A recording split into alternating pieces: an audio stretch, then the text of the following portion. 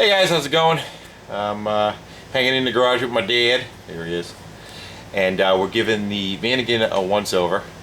I was going to do a video on doing the water pump, but I had some health issues kick my ass again. And this time I was dealing with some kidney stones. Oh, they're fun. Not as bad as back pain, but they let you know you're alive too.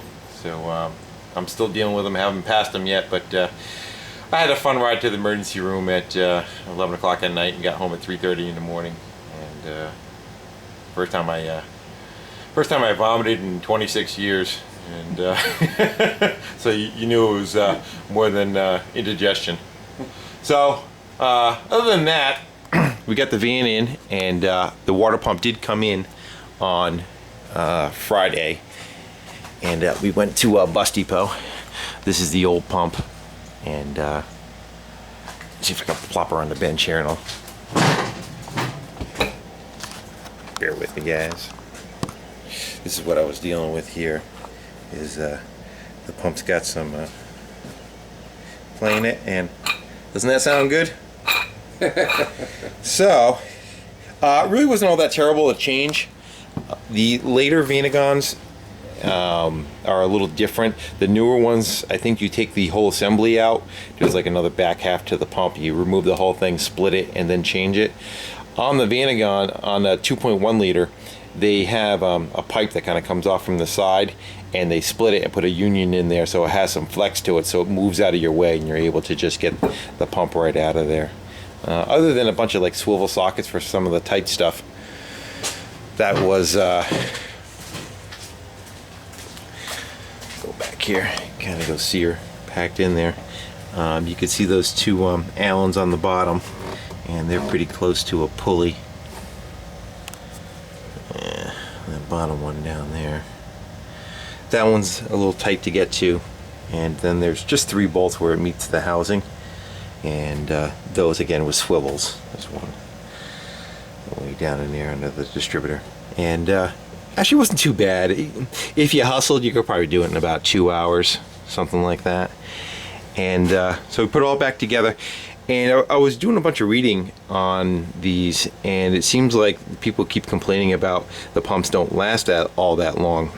And I have a feeling what's going on is when it's cold, to go start it up, of course it tries to recharge the battery, and they run the alternator and the water pump on the same pulley, same belt. But if you look at it where it meets the main pulley, the contact area on that is very small. It probably only touches in about maybe 4 inches. You can see, that back groove there.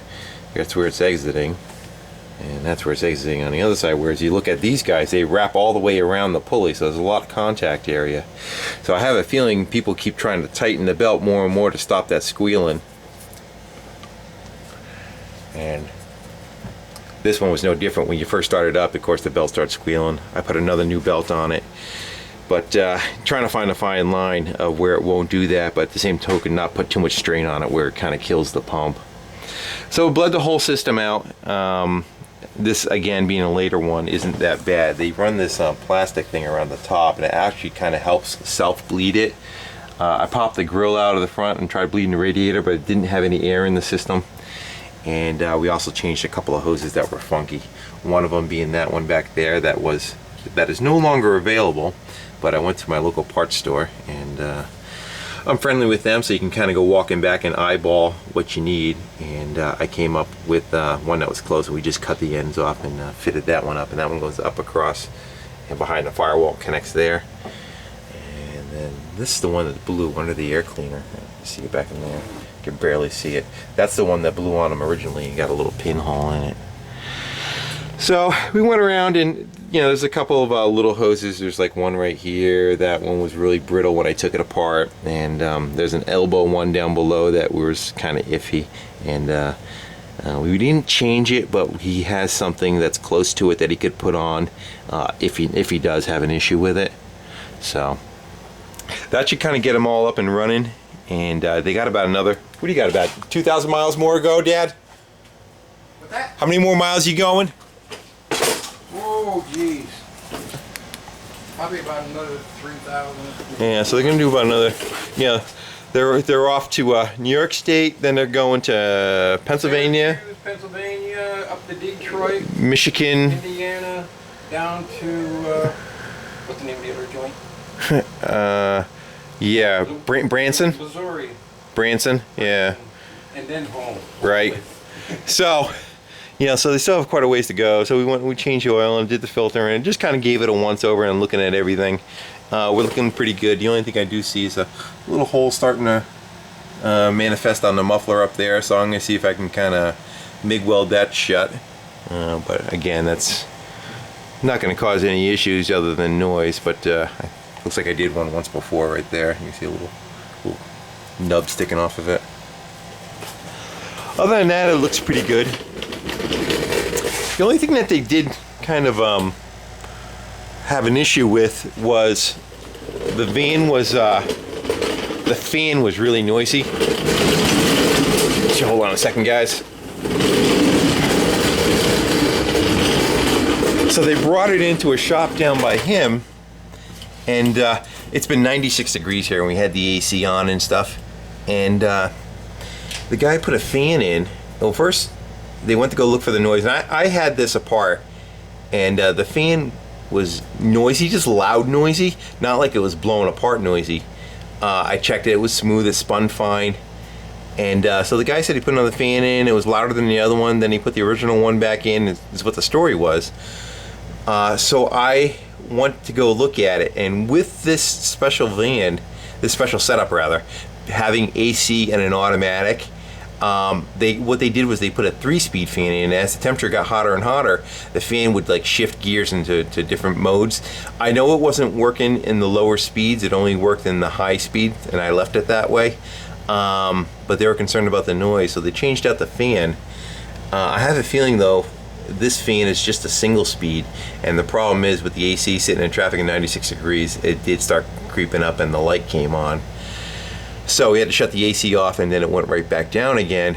But it was just a little weird that the guy said he put a fan in, then he didn't. Then he put the original one back in and sent the other one back. Why there's another fan that's up here that is new? That's not the fan that was in there, and it's only a single speed. So we got to do maybe a little investigating on that or not. We're not quite sure, but I would have preferred that I was going to try and put a toggle switch on it. I thought he just he went to a lower speed on that original fan, and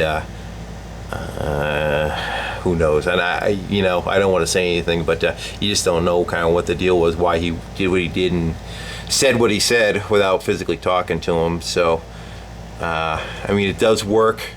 It comes on when the AC comes on, and it is quiet, but at the same token, it's quiet because it's not moving as much air as it used to. So.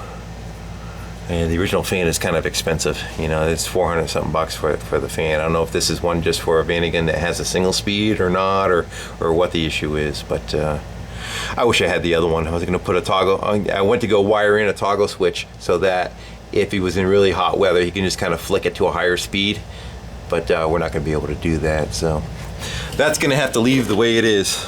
Other than that, it looks pretty good. One other thing they had to do when they were down there, the rack started leaking, and that was the only other major expense they had, was putting a new rack in it. Again, this thing sat for 10 years, so it was okay at first, but as you started using it, it started failing. So it is what it is, So we're gonna go patch it back up, put the cover back on it, and go run it one last time and just make sure we're good to go. But our indoor fans too, Oh yeah. Oh yeah. So they also got a. So he went with this. He's got a couple of little fans that go point right at the back of their heads and have the air kind of flow around them, because the main AC unit is back there on the wall, so it blows from back there, not from the dash. Just the way it's set up. So they run those, and that kind of helps too. So. One other boo-boo, we'll keep talking as I look and I see. He had a problem. He kept telling me, what is it, the power windows were only working when the doors were shut, not when they're open. That's what I thought. And at first I thought it had like maybe contacts or something inside the door right here that you know, physically would touch, because the slider has those. But again, I opened it up and there was a wiring harness right here that somebody else was already into and patched in the past. And again, the wire broke, so every time you open the door, the wire would be open. Every time you close the door, the wires would touch back together again. So we patched it back up again, and I tie wrapped the harness together, and I actually kind of opened up the opening a little bit so the harness has somewhere to move instead of pinching itself, opening and closing, that the harness can actually kind of move in and out of the door. And then I put some door molding on the edge of it to give it something to rub against, and hopefully that stays okay. So, 25-year-old car. So he did a great job on it, and he says we. I got this tired of watching him because he made me tired. And then especially the way he's feeling, you know. Yeah. He never listens to his parents anyway, so why should he start now, right? But he did a great job on it. Alright guys, so we're gonna go put that spare tire back up underneath it. We just went and you know, did like check tire pressures and that kind of stuff, and made sure they were good to go. And hopefully I don't get any phone calls from no more calls. I'm not gonna call you no more. That's it. and those guys get the next we out for another month and a half or so, cruising around. Probably the end of the month, maybe. Hopefully at the end of the month. Yeah, it's another month. They're gonna be traveling in it, so after that, I think I convinced them to kind of try to stay within a 300-mile radius of their house instead of a 3,000 mile. We'll go to Florida. All right.